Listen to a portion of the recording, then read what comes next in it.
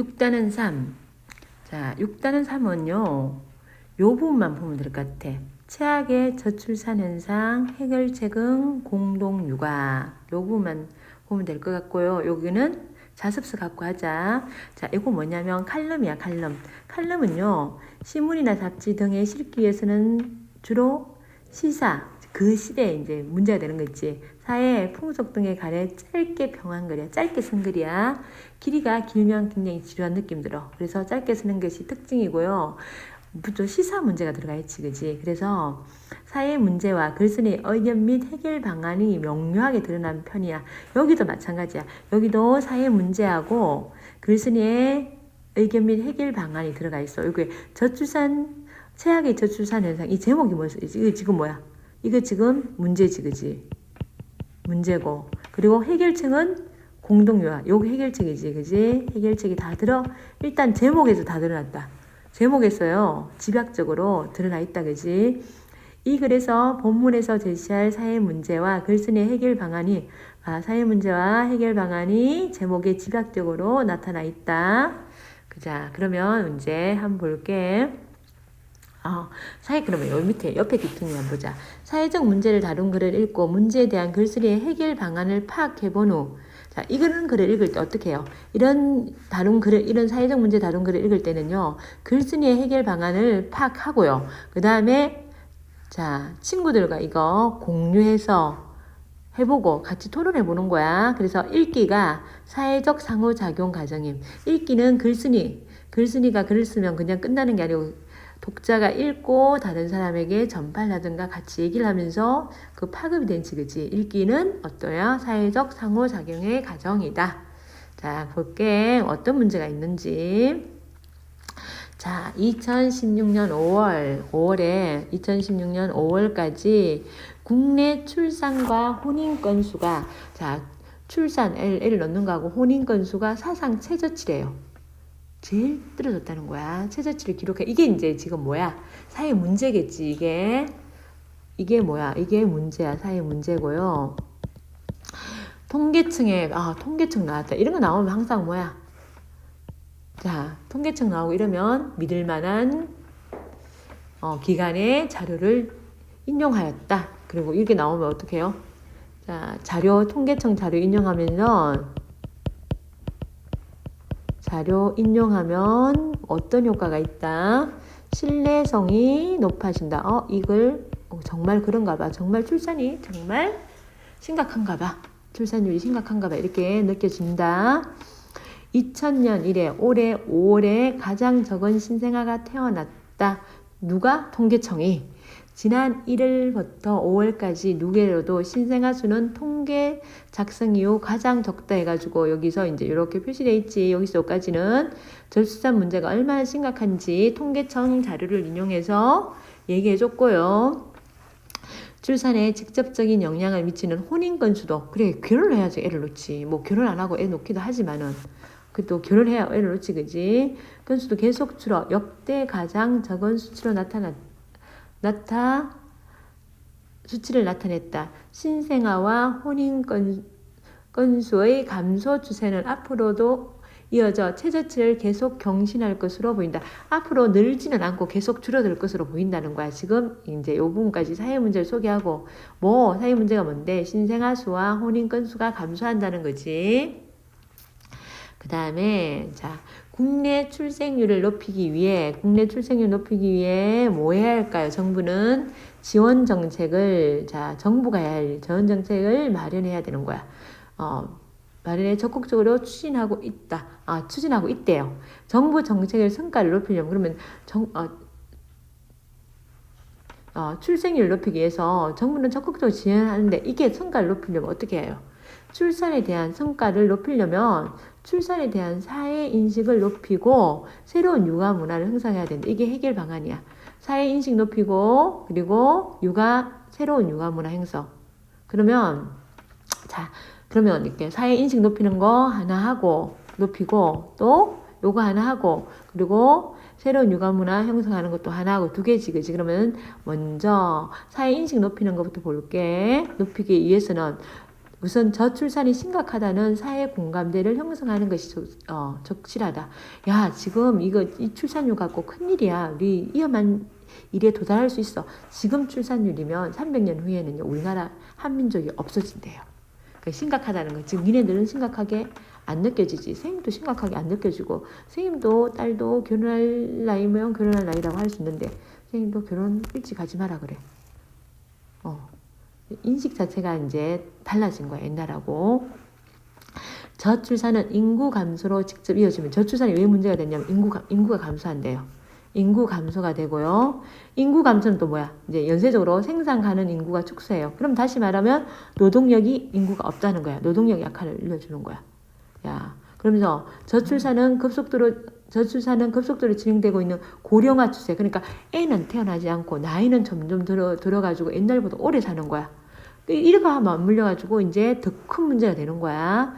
자, 왜 문제가 됐냐? 노인 부양 부담이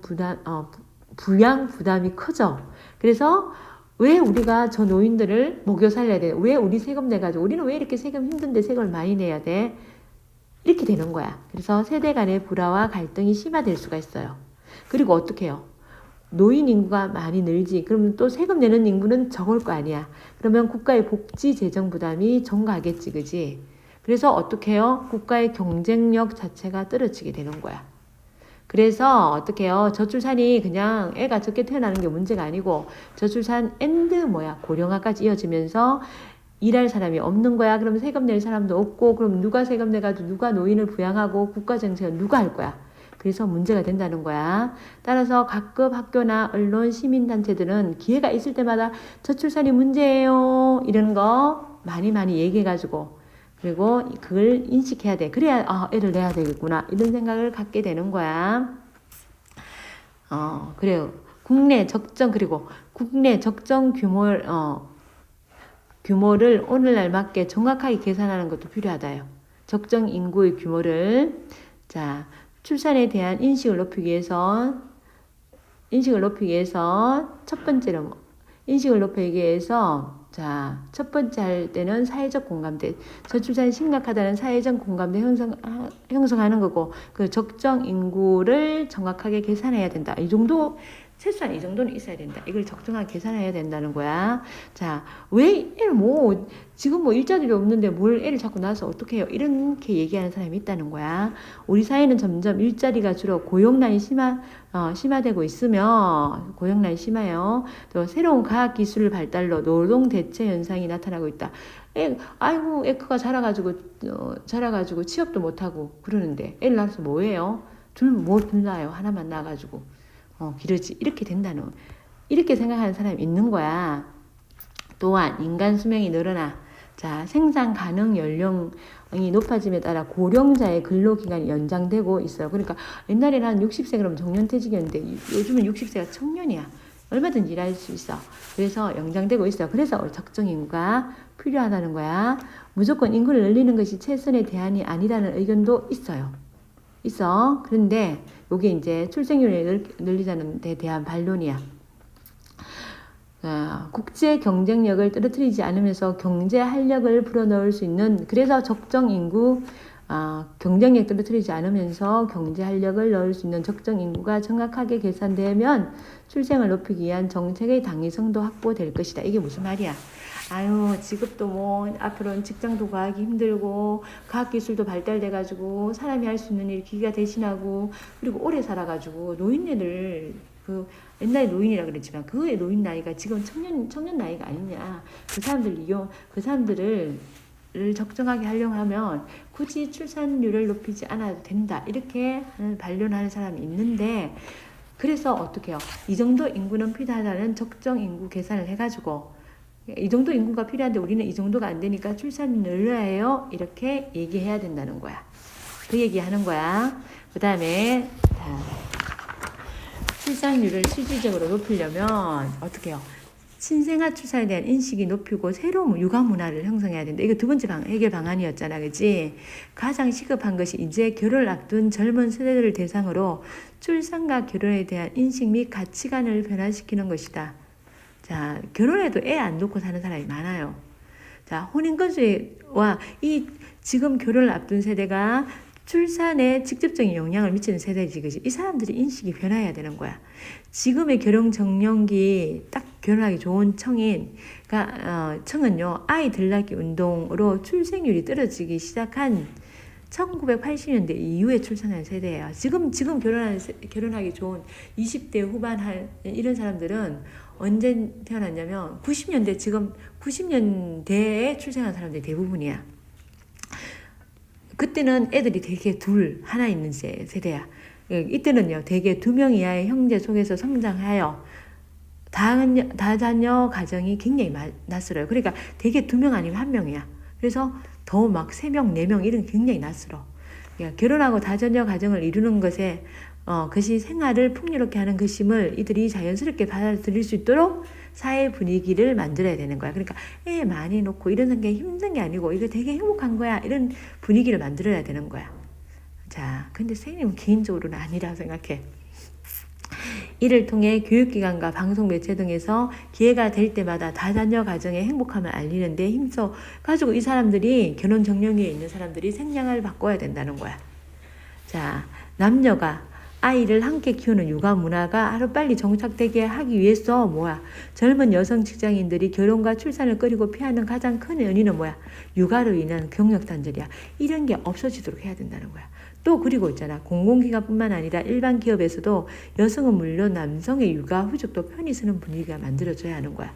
그러니까 학교 선생님 같은 경우는 선생님 알기로는 공공기관 같은 데서는 선생님 알기로는 육아휴직이 2년 이렇게 되고 또 더 연장할 수 있는데 일반 기업들은 그게 안 돼요. 근데 그런 분위기를 만들어줘야 되는 거야. 근데 그게 사실은 되게 힘들어. 그런 분위기가 만들기가. 왜냐면 선생님도 여기 그러니까 영어 선생님들이 저기 빈교실에 잠깐 오셨다 가셨거든. 근데 왜 그만두셨냐면 애 때문에 그만두신 거야. 선생님하고 우리 선생님들하고도 마음 너무 잘 맞고 되게 좋았는데 애가 너무 어려서 그만두셨거든. 그래서 선생님도 생각해도 다음에는 저기 영어 선생님 드릴 때 애기 있는 선생님은 하지 말아야겠다 이런 생각이 들더라고. 이게 문제라는 거야. 애 키워줄 사람이 없는 거야. 영어 선생님도 너무 하고 싶었는데 애를 맡아줄 사람이 없었어. 그게 문제. 그게 이제 우리 사회의 문제라 보니까 애를 안 놓게 되는 거야. 그래서 그런 분위기가 이제 이 육아를 공동으로 육아할 수 있는 그런 분위기가 돼야 된다는 소리야.